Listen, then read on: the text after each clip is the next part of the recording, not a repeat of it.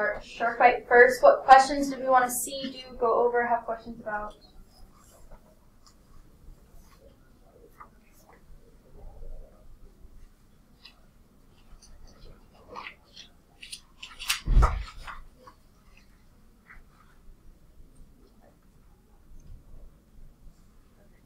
The ones I'm seeing the most are 2, 3, and 5, so we'll do those 3.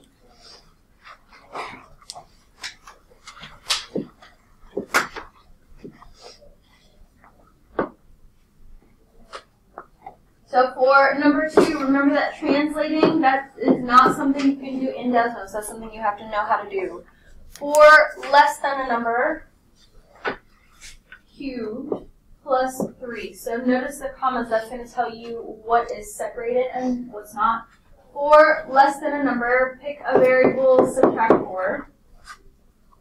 And it's saying all of that is cubed plus 3. If it was for less than a number cubed, and the comma was after that, then the x would be cubed, and then subtract 4, but because the comma is after that, it's all of that cubed, and then plus 3 at the end. Questions on that?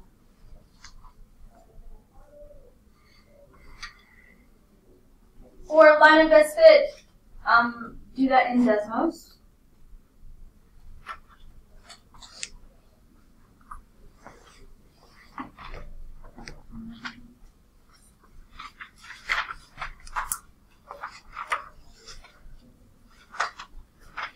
So if I put in the table,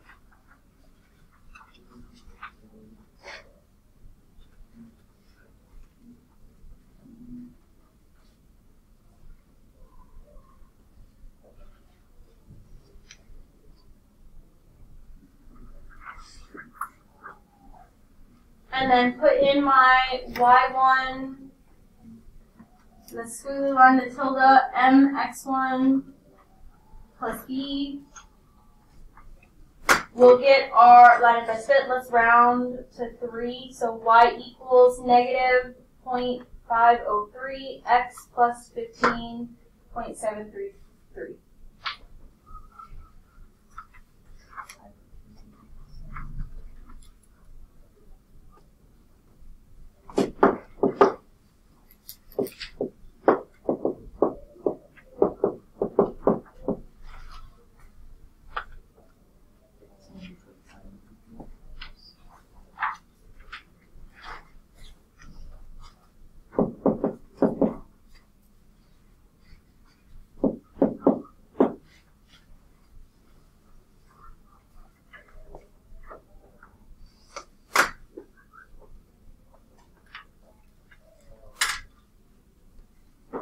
And then for number 5, you could have used Desmos to double check to see if you were right, but you really just need to graph that one. So your y-intercept was 0, and you're going up 1 to the left 4 as many times as possible, and down 1 to the right 4. I went 3, not 4, okay.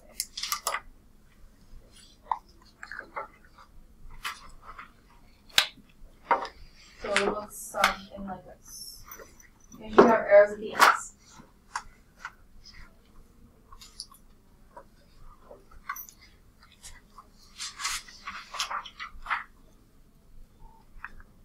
Then we're going to go through the SOL practice. I'm going to tell you those answers, show you a couple on Desmos, and then tell you what the next set is.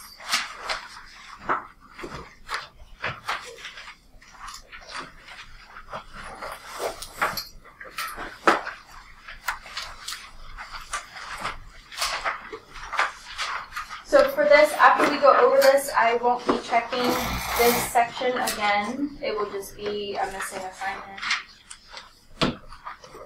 So for 16, you have to just graph this. If you were doing this in Desmos, you didn't need the work here, but you did need the graph. So if you don't have that, make sure you graph it. It should have been a line that starts at 5, y-intercept at 5, slope of -2, going down 2 to the right 1.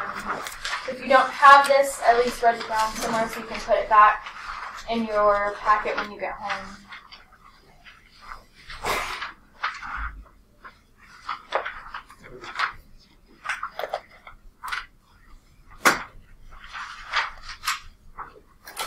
And then after you finish that one, go on to the next page.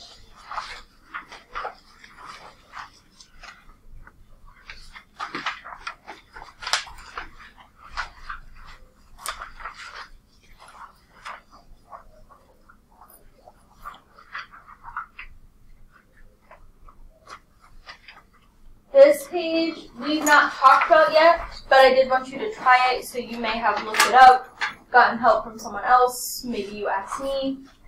This is looking for which of these are functions, and in order to determine if it's a function, each x value needs one y value. You can only go to one y value. So number 1 was a function, number 3, I don't know how to order, was not, 2 was not, and 4 was.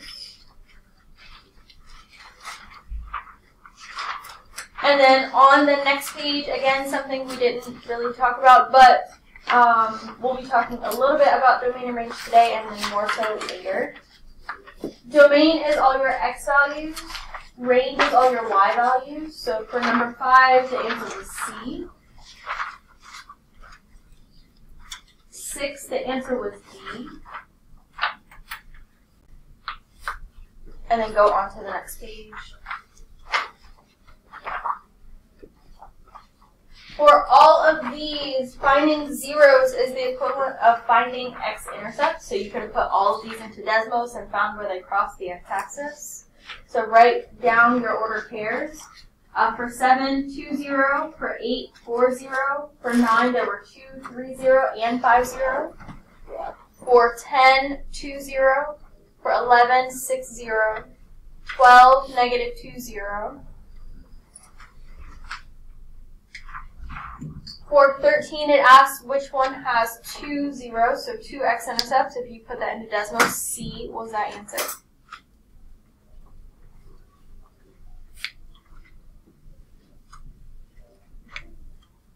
And then for 14 through 16, again, you could have put those into desmos, and you have a choice. You could either write them as ordered pairs or write them like this in the set notation. So for 14, the 2 zeros were negative 1/3 and 3/2. For 15, negative 1/2 and 2/3. And for 16, negative 4/5 and positive 4/5. If you see like lines or something on the board is freaking out. I don't know why.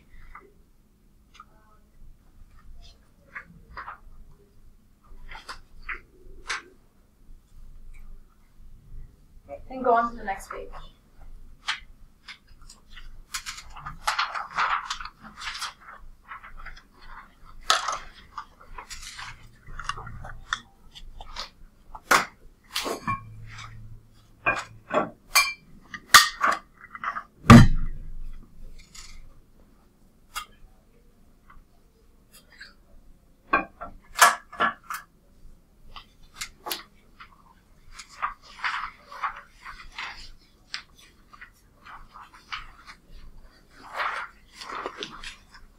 And then the last section is looking for x and y intercepts. So again, you could have used desmos. For this one, you really could have used process of elimination because there was only one that had a y-intercept of 8. So D was your answer for number 17. 18, you had to plot the x and y intercepts. And 19, you had to find the two factors. We'll be talking about this next week. But if you had played around with them, put different ones in, you could have seen which ones would have made this.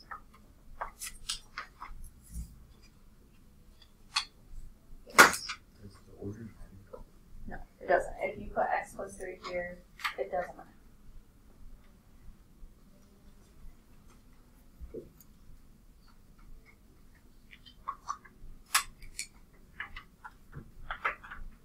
I'm going to show you a couple of these in desmos, just so you see how this would look.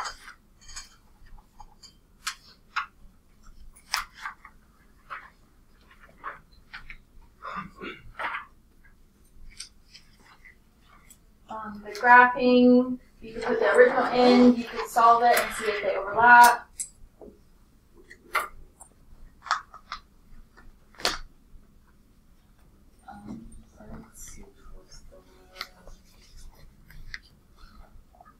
So these are all the 0 and 1s. I was looking for the distinct.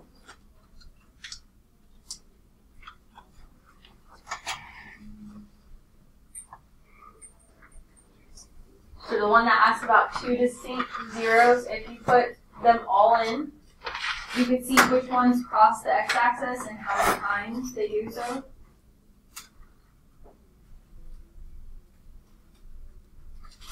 And the green one goes through twice. So that would easily be the one that is your answer. And then the rest are just X and Y and so if you put that in, it would look the same as the graph that was given. If you put in some of the other ones, they wouldn't look the same. Okay. The last section that is due next Tuesday is the rest of the packet. So the rest of the packet is due next week on Tuesday. Of those, 7E we haven't talked about yet, but you could try to figure that one out. The rest, 7, 8, and 7, 9, we have. So those two will be counted as your formatives. And the 7E, I just want you to try.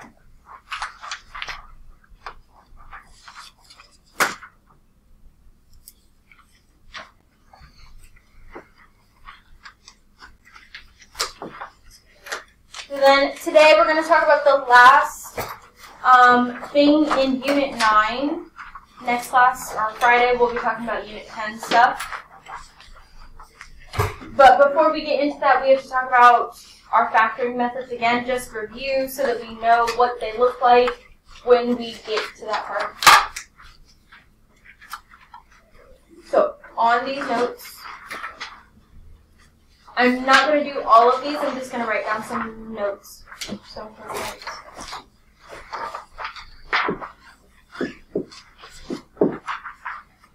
So you have different types of factoring depending on what it looks like. I'm going to skip around a little bit. If you have 2 terms, so like 2 and 4, both have 2 sets of terms, you can use GCF or difference of squares. In number 4, I see that I could divide both of these by something. What would that something be? What do they have in common? 5. What else? X squared, y squared. If I divided that out, what would be left?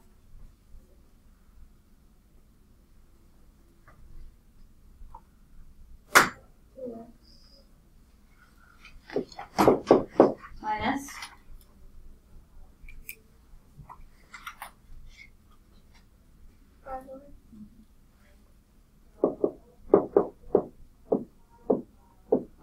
So in all of your factoring problems, you should always check for GCF first. It would make your life simpler. Factor that out, see what's left. That may be the only thing you have to do. There may be more. If GCF doesn't work in its 2 terms, a binomial, then it could be difference of squares, where you have 2 sets of factors, and you're looking for what times what would give you 4x squared.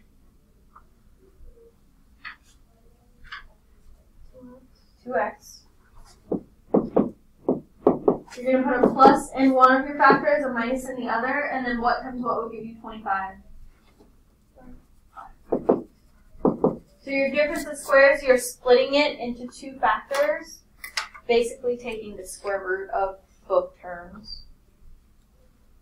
Then you have your trinomials. This one was not supposed to be a trinomial, it was supposed to be 4 terms, but I'm not going to make up the 4th term because I don't remember what the answer was supposed to be. But if you have a trinomial, it's either going to be at a equals 1 or a does not equal 1. Which one is this? A equals 1. A equals 1. Because there's an invisible 1 in front of x squared. And if you see a equals 1 trinomials, you have 2 sets of factors, you're looking for two numbers that multiply to be whatever this C value is. And then those two numbers have to add to be whatever the B value is. So in this case, whatever the variable is, you put that first. What are two numbers that multiply to be negative 15 but add to be 2? Is it? Negative 3 and 5. Negative 3 and positive 5. And you write your factors. And that's it. That's your answer.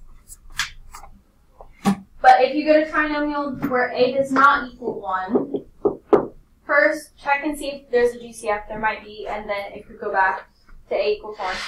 If there's not, then you're going to multiply a and c values.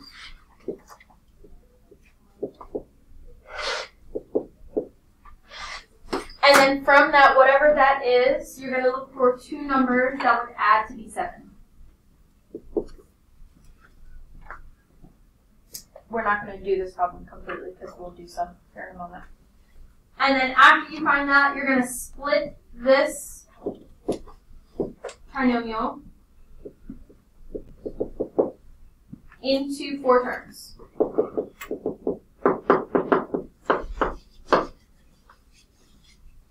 And then when we have 4 terms, we factor by grouping.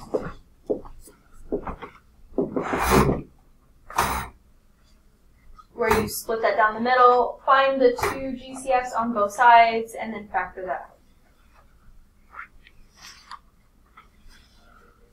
out. Later, if you want to go back and try these 2 remaining problems, you're welcome to do so, but we're not going to do that right now. So this was just a quick refresher on your different factoring methods. Skip the page on the back, go to this page.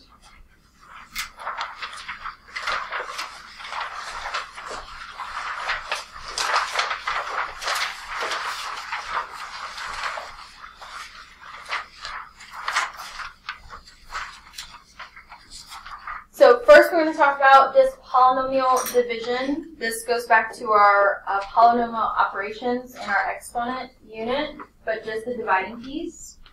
So these can be done one of 2 ways. I'm going to show you both. One is to separate this. So if I separate this, I take both numbers and I put it over whatever the denominator is.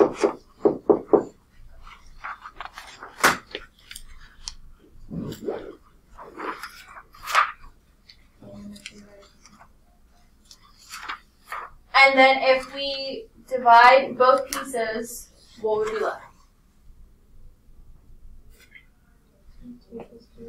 2t plus 3. And that would be your final answer. And that's it. What you could also do is factor out the GCF. I'm going to show you that as well. So of just the numerator, what would that GCF be? 4. So if I divide those both by 4, we know that that would be 2t plus 3. But we can't get rid of this denominator. It's still dividing. When you factor by GCF, normally, usually, the GCF and the denominator are the same. So you can cancel them, just leaving your answer.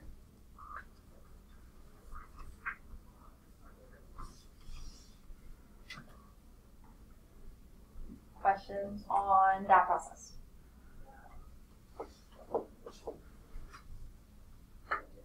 Okay. We'll do one more with both and then I'll let you guys choose. And number 2, let's do GCF first. What would the GCF of these 2 be?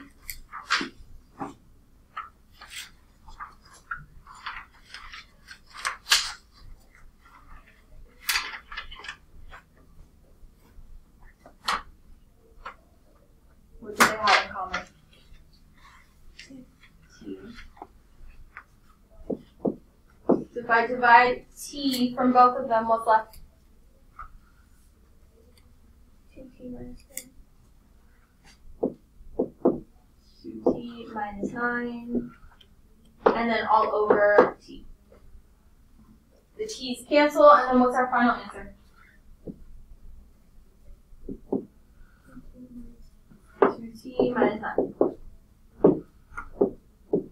I'm going to go back and do it the separating method just to show you that also works here.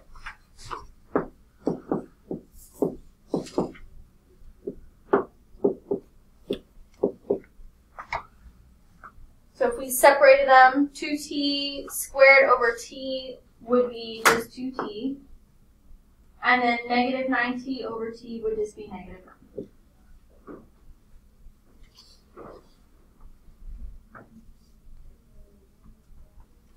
We're not going to do every single one of these. We're going to skip around some. Let's go to number 5. Do we want to separate or GCF?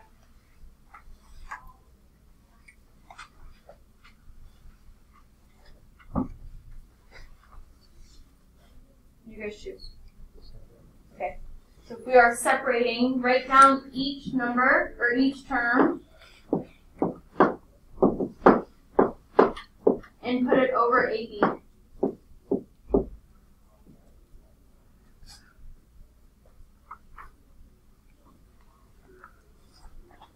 And divide both pieces. What would be left here? 8a plus, what would be left for the second term? 3b.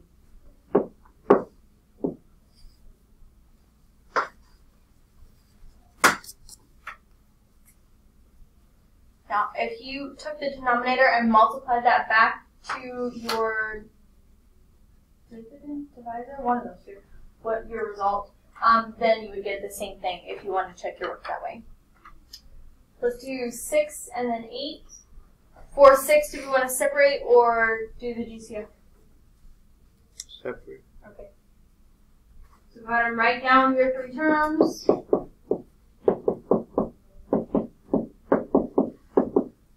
Divide each one by 2.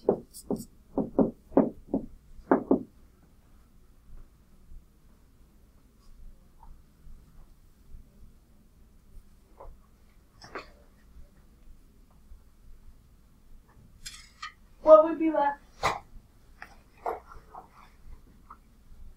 2t squared. 2t squared plus 9t minus this one.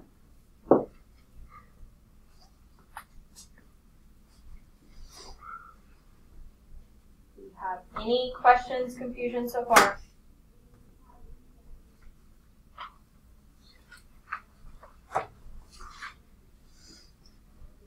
Number 8, do you want to separate or GCF?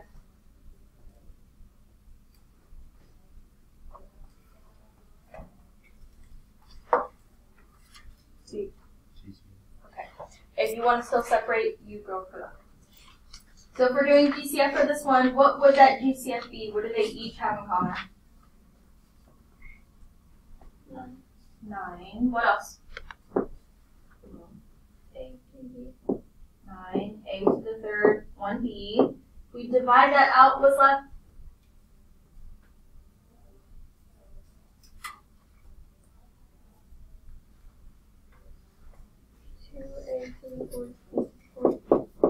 Two a to the fourth, b to the fourth plus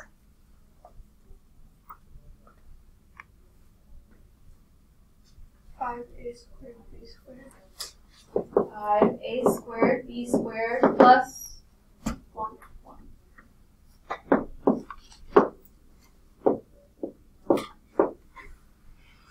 Don't forget to put that you are dividing still by that denominator. Because we're doing GCF, you can't get rid of the denominator until now. They are the same. Cancel them out and then rewrite what's left.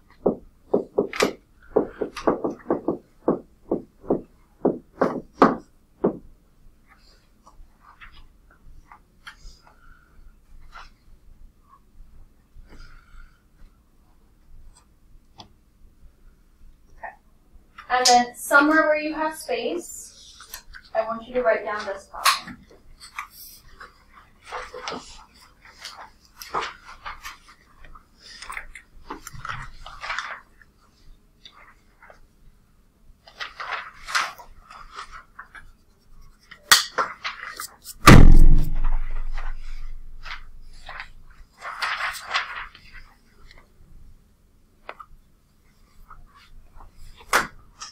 problem.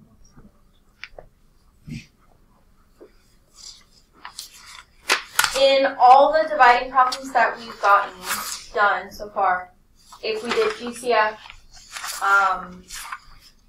or separating, it simplified to nice terms that weren't fractions, or the GCF and the denominator match and they cancel. This would be a case where they don't. And I'm going to show you what happens in both cases. So we're going to do GCF first, just because that would be the longer of the two. What do these three have in common?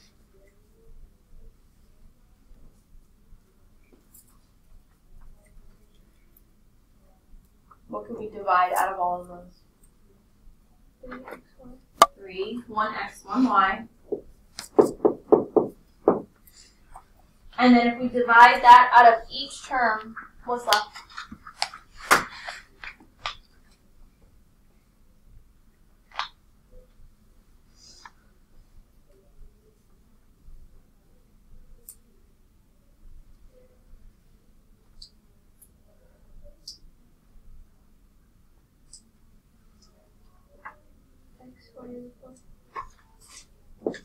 X, y to the fourth minus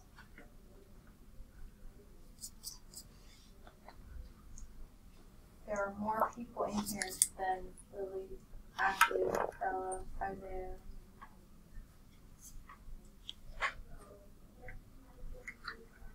All of you need to know this for the test and SLO. So everyone should be participating in volunteering answers.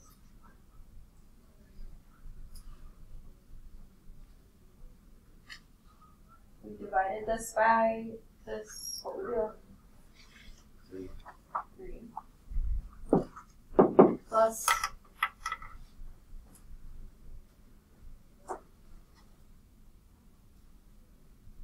what would that last one be for there? 8. What's the rest of that? X squared and y. X squared y. And then re-put your denominator.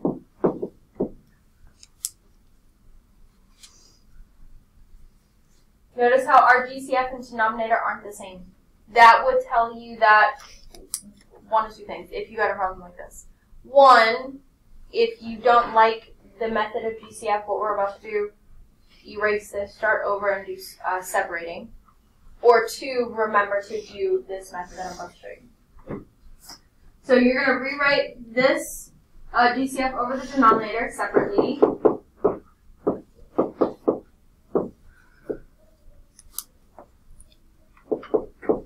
And then put everything in parentheses next to it.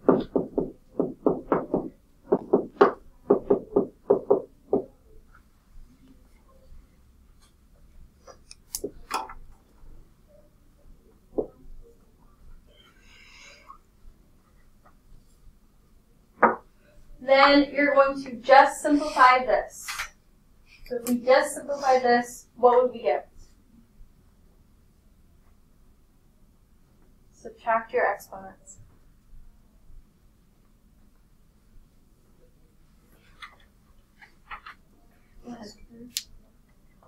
It would be y squared, but not in the numerator. Isaiah, what were you going to say? Xy squared. It would be xy squared, but again, not in the numerator. Because this would be 1 minus 2, that would give us a negative 1.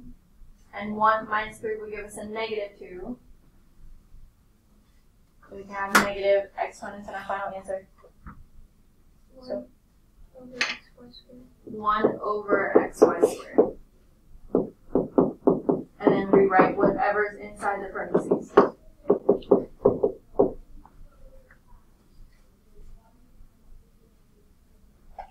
We can't leave this like this, so we have to distribute that fraction back into it.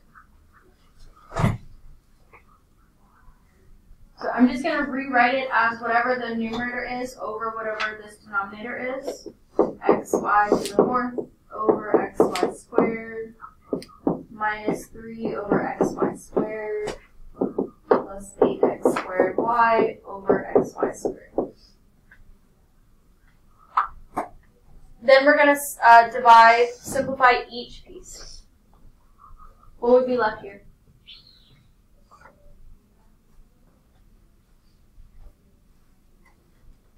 Y squared.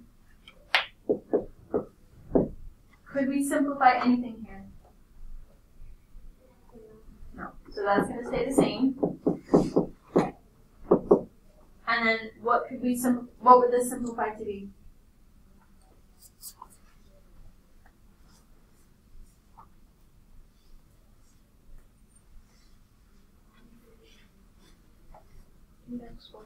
Eight x over y.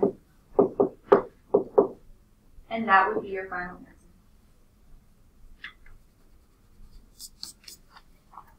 So if you like the GCF method and you see a problem like this, once you get that GCF out, move your denominator over with it, divide that part, figure out what that is simplified, multiply it back in, divide each piece. Now we're going to do it again, but just the separating method. I'm going to rewrite this on here.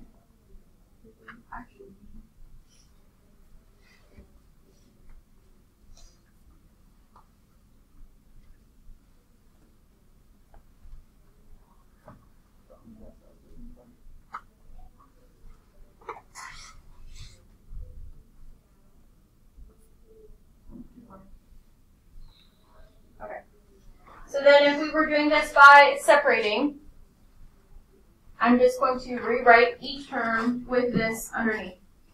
3x squared y to the 5th minus 9xy plus 24x y squared each over 3x squared y cubed.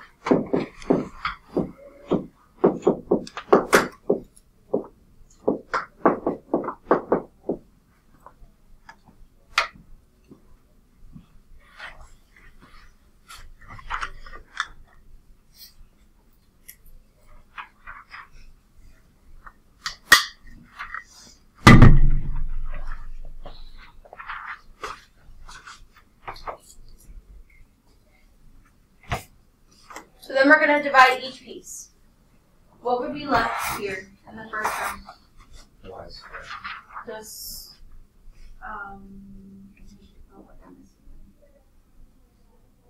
yeah, but just y squared. Minus, what would be left in the second?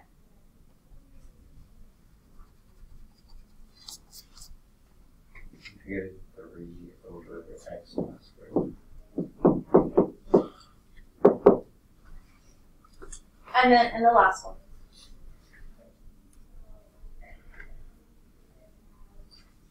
X over 1. Not 3, but what did you say? 8. 8. 8x over y. So you could get to the answer a lot faster if you do this separating method, besides doing it the GCF method. But both methods do work. Do we have any questions on how to divide polynomials by monomials?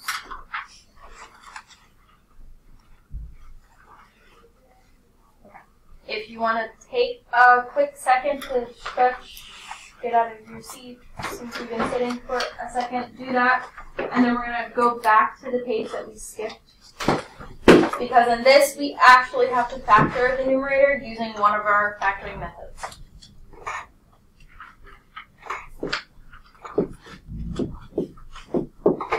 So, think back to that first page when we were talking about our factoring methods. In number 1, this is a trinomial. Which type is it? The a equals 1 or does not equal 1?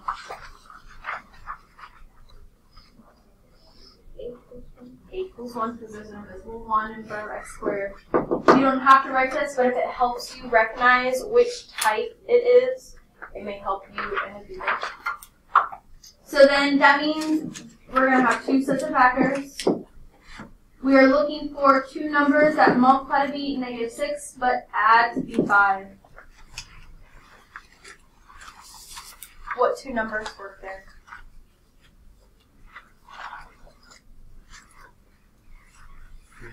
3 and 2. So this would be x plus 2, x plus 3. It doesn't matter which one you put this in, but we can't forget about that denominator. And then once you have your final factors and you have like factors, you can cancel them out, leaving your answer to be x plus 2. So knowing your factoring methods and being able to do them well will help you here. Questions on how that works so far?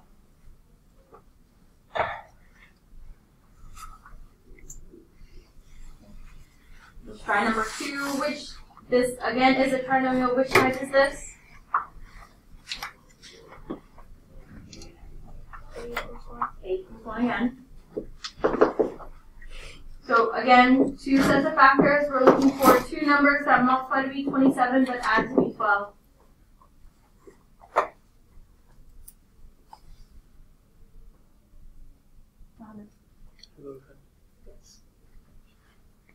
What 2 numbers would multiply to be 27 but add to be 12?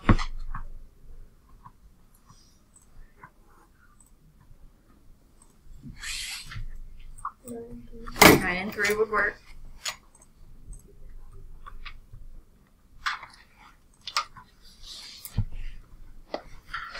So that would be x plus 9, x plus 3,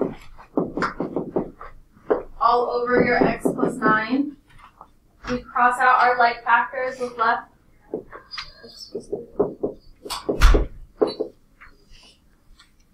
Make sure you are actually crossing out the like factors, otherwise I don't know how you got x plus 3. Right, and then your a doesn't equal 1. I'm going to skip number 3, go up to number 4.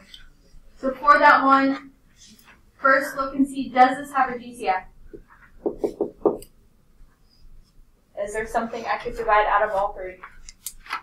No. So then we're going to multiply 6 and 5.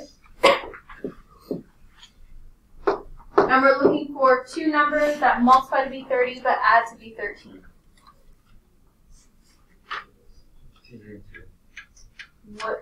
That does multiply to be 30, but would that add to be 13?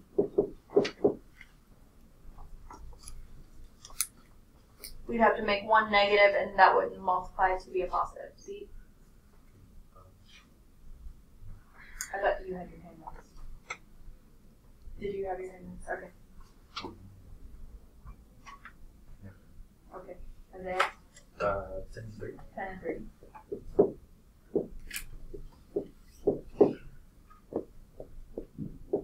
So that would work. They're both positive, and if I add them together, we get 13. So we're going to rewrite this into 4 terms. So 6x squared plus 10x plus 3x plus 5. And all of that, we still have to put over our denominator. We can't lose that. It can't magically disappear. So you may need more space than that space on your paper. But then we have to factor out the GCFs of both sides after we split it down the middle. What would these first 2 have in common?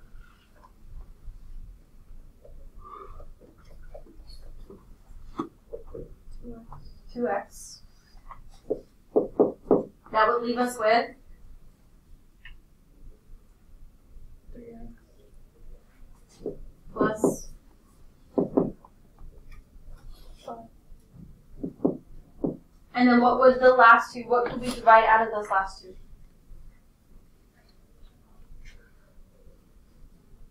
1. Leaving the same thing, 3x plus 5. So here we get an idea as to what's going to cancel, but don't do that yet until you rewrite it as the final factors, which would be 2x plus 1 and 3x plus 5.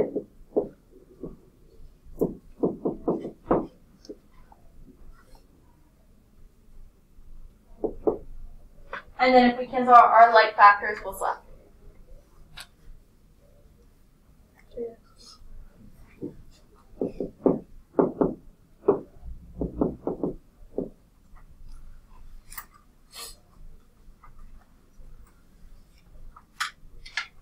questions on that process or confusions of any kind?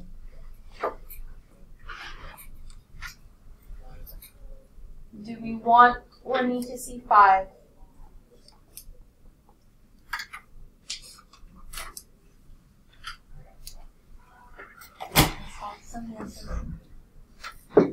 So we'll do that one.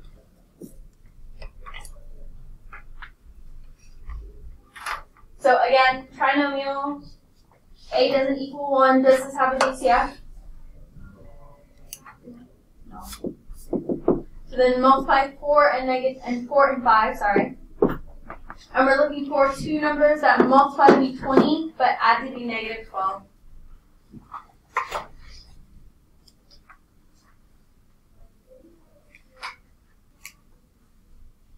Negative 10 and negative 2. Negative 10, negative 2 would multiply to get a positive, and that would add to be a negative 12. So then rewrite that into 4 terms.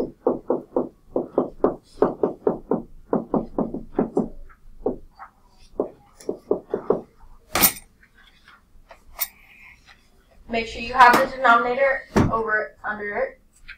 And then find the GCF of both sides. What could we divide out of the first two?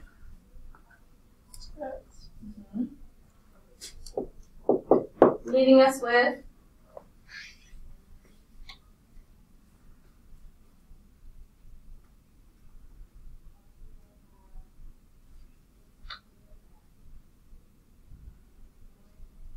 2x minus 5. And then what could we divide out of the last two? Positive 1 or negative 1? Negative 1.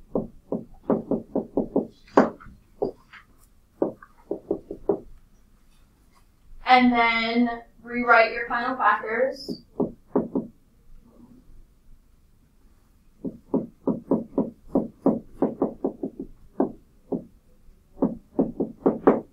So that our final answer would be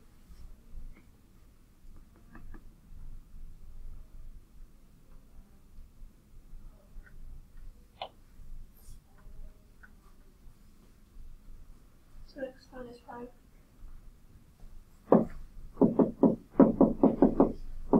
correct. Number 6 is very similar to kind of what we just did, but that's the actual grouping. It starts off with 4 terms. Do we want to see 6? Yes. So with 6, go ahead and split that off. What could we divide out of those first two?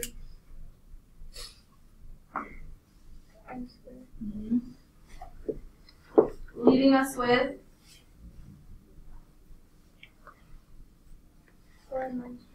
4m minus 1. And then what could we divide out of the last two?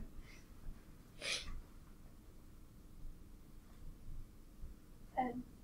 Positive n plus n. Leaving us with 4m minus 1.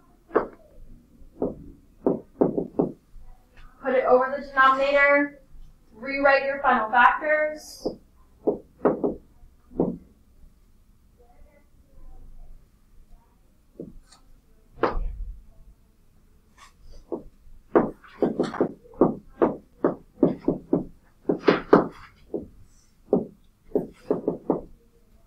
And then what would our final answer be? 4m. 4m minus 1.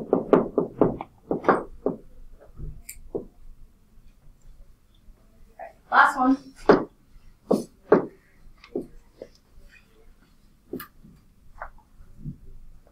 We have a binomial. There are 2 ways that we could factor that. How could we factor this one?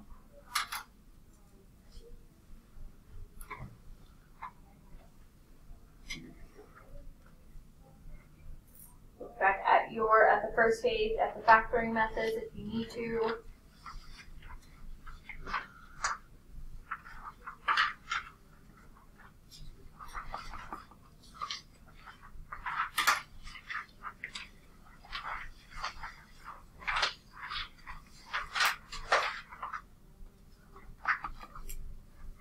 which type of factoring would we use? Difference of squares. And then how do we factor this using difference of squares?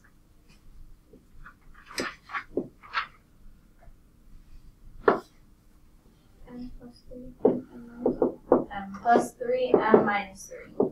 And then put the denominator under it. And then what would be left? What would our final answer be? M minus 3.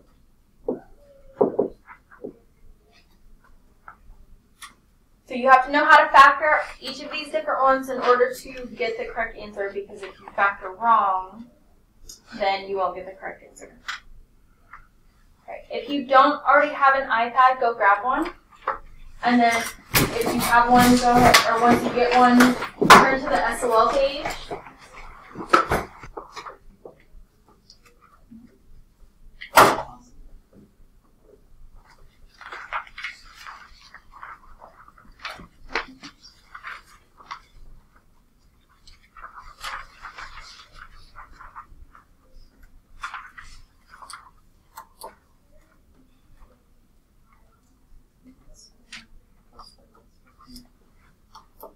Once you finish typing that in, also put in your answers into separate lines.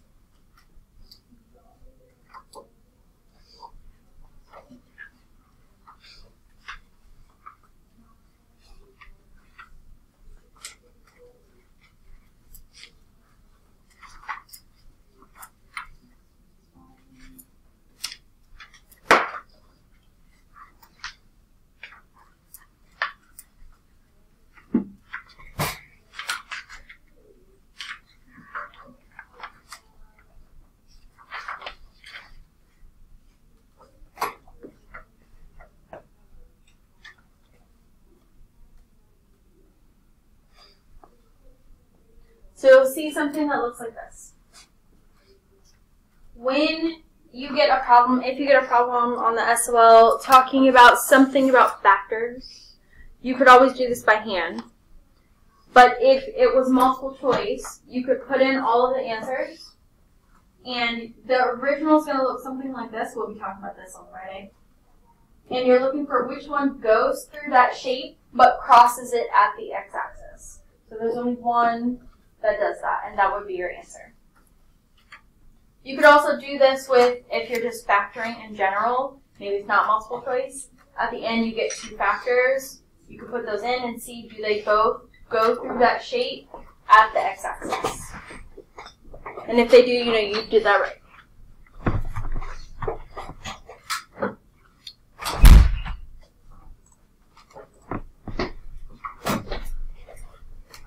I'm also going to show you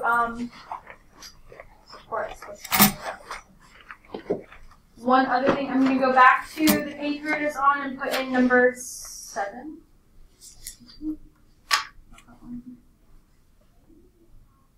But instead of m's, I'm going to use x's because Desmos doesn't like other variables.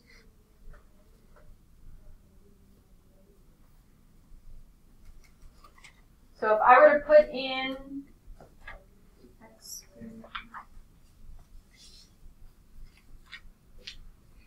minus 9 over x plus 2.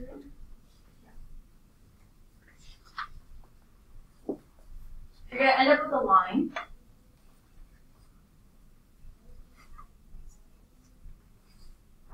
And that line, you can count the slope and y-intercept. So if I look at that, I see my y-intercept is at -3. My slope is of 1. So the equation of that line would be y equals x minus 3. And they overlap. I could also just get rid of the y equals. And it would still graph that same line. That would tell me whatever's factor is going to be left.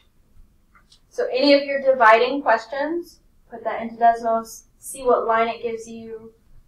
Either put in your factor answers, see if they overlap, or count the slope and y-intercept and find out. Same thing works in Desmos, in the calculator. Does anyone want to see that in the calculator?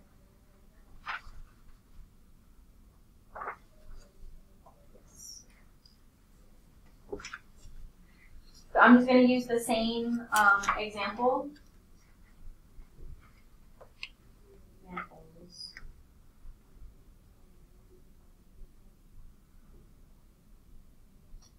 The issue with the calculator is sometimes it's hard to see.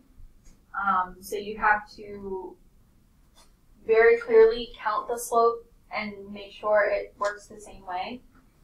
But the other one will work just fine.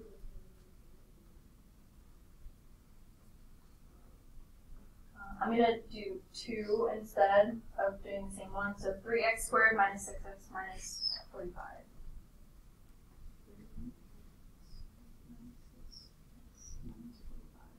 And then type in those answers.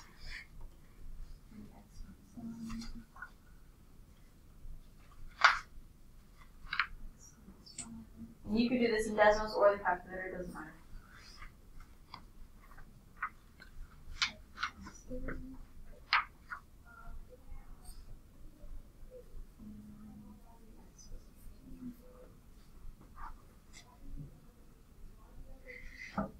Alright, so mine is going to be in color. If you did this on the calculator, yours will just be all in black and white, and you would just have to remember which line is which, but you can change this, not to color, but you can change this to a thicker line, and that might help you. So when I graph this, there's only one that goes through that original shape at the x-axis, and that would be my answer, whatever the black one was, x minus 5.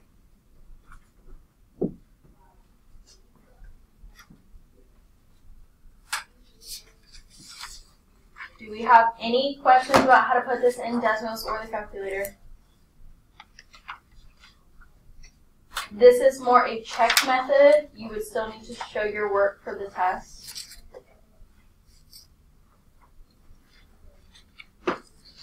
So for the remainder of class, I'm going to give you a few different options of things you could need working on. One is practice in these notes. Delta math for this week, which would be this and the mixed factoring review. Delta math from last week or the week before spring break if you're still missing those. SOL practice for next week. JLabs. I'm also going to put out a practice quiz that will not be graded, but if you wanted to see like a snippet of what the test might look like, I'll put that up here and you can work on that as well.